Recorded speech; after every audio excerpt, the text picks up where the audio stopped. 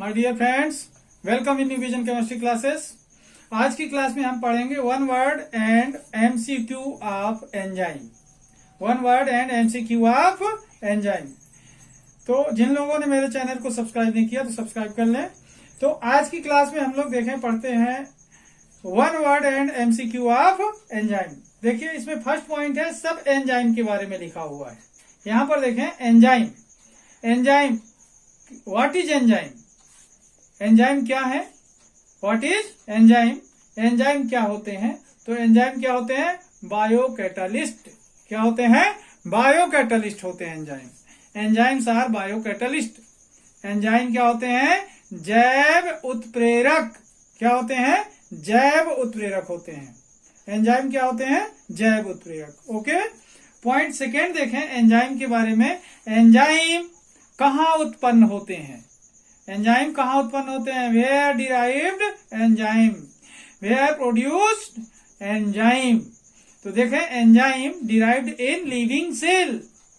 Enzyme derived in living cell. कहाँ उत्पन्न होते हैं?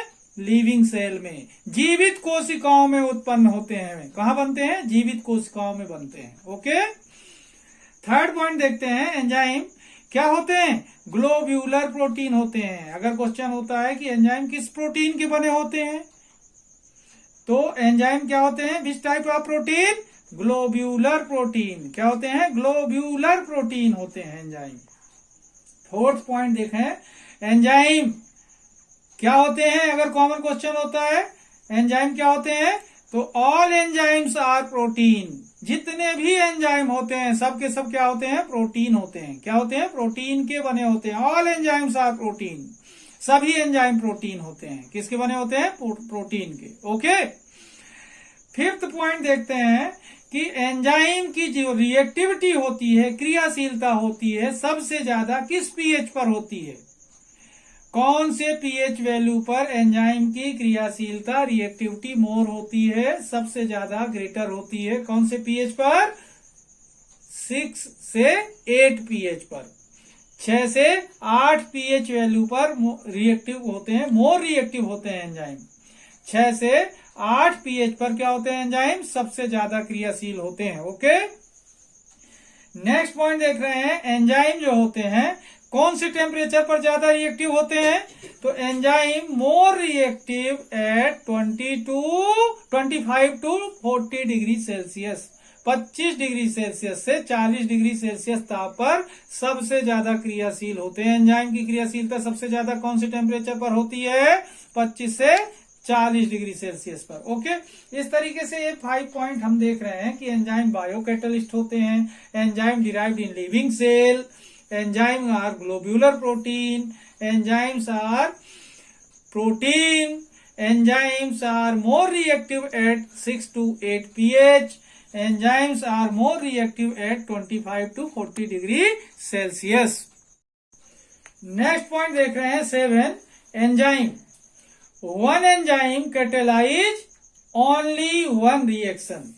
इसका मतलब ये है, स्टूडेंट ध्यान देंगे कि एक ही एंजाइम अलग अलग कई रिएक्शन को कैटेलाइज नहीं कर पाता। केवल एक एंजाइम किसी एक रिएक्शन को कैटेलाइज करता है। तो ये पॉइंट क्या बता रहा है? एंजाइम में one enzyme catalyse only one reaction. किसी एक रिएक्शन को कैटेलाइज करता है जिसके लिए वो बॉडी में प्रोड्यूस हुआ है। पॉइंट नंबर 8 से देखें एंजाइम के बारे में। Enzyme works in the internal part. Enzyme works in the internal part of the body. ये बॉडी के अंदर काम करते हैं, बाहर नहीं। ये केवल बॉडी के अंदर ही कैटालिस्ट का काम करते हैं, बॉडी के बाहर नहीं करते। इसलिए क्या पॉइंट बता रहा है कि enzyme works in the internal part of the body. Okay, point next देखते हैं 9, enzyme has a code number. Enzyme has a code number. It is called enzyme commission number. It is called enzyme commission number. Enzyme has a code number. It is called enzyme commission number. Okay. Point number 10 देखें, streptokinase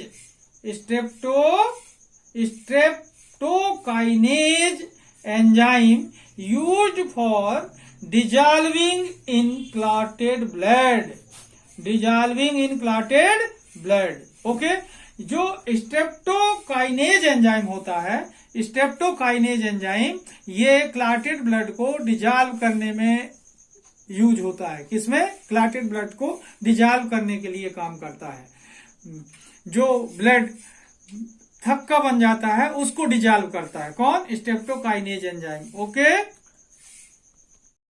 next देख रहे हैं हम सम important enzymes, कुछ ऐसे महत्वपूर्ण enzyme जिनके बारे में जाने कि कौन सा एंजाइम कौन सी रिएक्शन को या कौन से सब्सटेंस को कैटेलाइज करता है। ठीक है, यहां पर देखें, ये बनाया हुआ हूं, यहां पर लिस्ट बनी हुई है एंजाइम्स और इनके द्वारा कैटेलाइज्ड रिएक्शन। देखें यहां पर कि एंजाइम और कैटेलाइज्ड रिएक्शन के बारे में कि माल्टेज एंजाइम, कौन सा एंजाइम? माल्टेज। ध्यान देंगे एंजाइम में एज सफिक्स लगा होता है। कौन सा? ASE, ase. यहां पर देखना माल्टेज एंजाइम, ये माल्टेज एंजाइम जो होता है माल्टोज को ग्लूकोज की 2 यूनिट में तोड़ता है। किसमें? ग्लूकोज की 2 यूनिट में 2 इकाइयों में कन्वर्ट कर देता है माल्टोज को, क्योंकि माल्टोज ग्लूकोज से बना होता है तो उसको किस में कन्वर्ट कर देता है? ग्लूकोज में। माल्टेज एंजाइम ग्लूकोज में कन्वर्ट करता है। जो माल्टेज एंजाइम है माल्टोज को तोड़ने का काम करता है। ओके, सेकेंड देख रहे हैं लैक्टेज एंजाइम, ये लैक्टोज को, जो मिल्क शुगर होती है, मिल्क शुगर, उसको ग्लूकोज और गैलेक्टोज में तोड़ता है। लैक्टेज एंजाइम किसको तोड़ता है? लैक्टोज को ग्लूकोज और गैलेक्टोज में, क्योंकि लैक्टोज होता है जो डाइसेकेराइड है, ये भी और माल्टोज भी। तो ये डाइसेकेराइड जो लैक्टोज है इसे बोलते हैं मिल्क शुगर, और इसको कन्वर्ट करता है किसमें? ग्लूकोज और गैलेक्टोज में, क्योंकि ये लैक्टोज है जो ग्लूकोज और गैलेक्टोज से बना होता है। नेक्स्ट देखते हैं एमाइलेज। ये जो एमाइलेज नाम का एंजाइम है ये स्टार्च को ग्लूकोज में तोड़ता है। स्टार्च को किसमें? ग्लूकोज में। नेक्स्ट देखते हैं डायस्टेज, ये भी एंजाइम जो है स्टार्च को ग्लूकोज में तोड़ता है। किसमें कन्वर्ट करता है? स्टार्च को ग्लूकोज में। फिफ्थ नंबर में देख रहे हैं इन्वर्टेज एंजाइम, इन्वर्टेज सुक्रोज भी एक डाइसेकेराइड है, जबकि स्टार्च क्या था? पॉलीसेकेराइड। सुक्रोज क्या है? डाइसेकेराइड।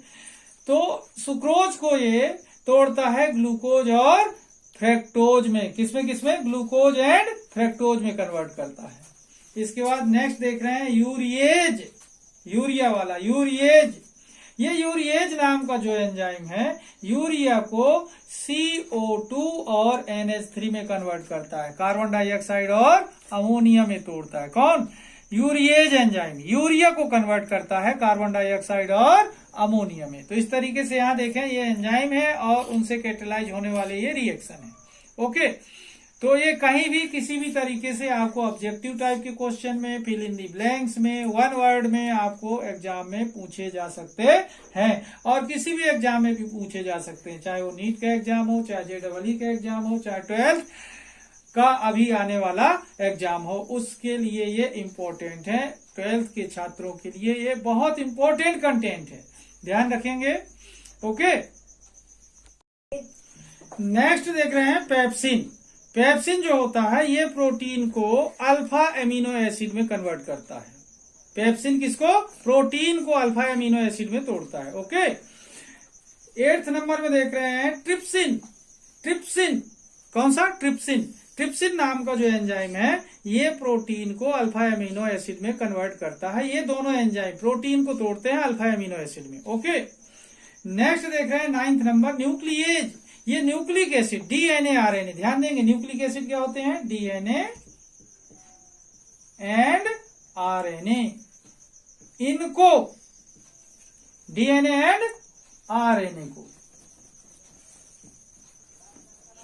DNA और RNA को क्या करते हैं? ये न्यूक्लियोटाइड में तोड़ते हैं। न्यूक्लिक एसिड को किस में तोड़ते हैं? न्यूक्लियोटाइड में। ओके, तो इस तरीके से स्टूडेंट ये कुछ इंपॉर्टेंट पॉइंट मैंने आपको बताया एंजाइम के बारे में, जो कि आपको बहुत उपयोगी हैं।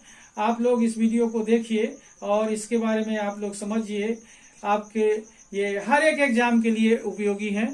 तो आप लोग के लिए शायद ये वीडियो बहुत ही यूजफुल होगा। ध्यान रखें, आप लोग इस वीडियो को जरूर देखें, वीडियो को स्किप करके ना देखें, पूरा वीडियो देखें ताकि आपको समझ में आ जाए। और जिन लोगों ने मेरे चैनल को सब्सक्राइब नहीं किया तो सब्सक्राइब कर लेंगे। तब तक के लिए धन्यवाद।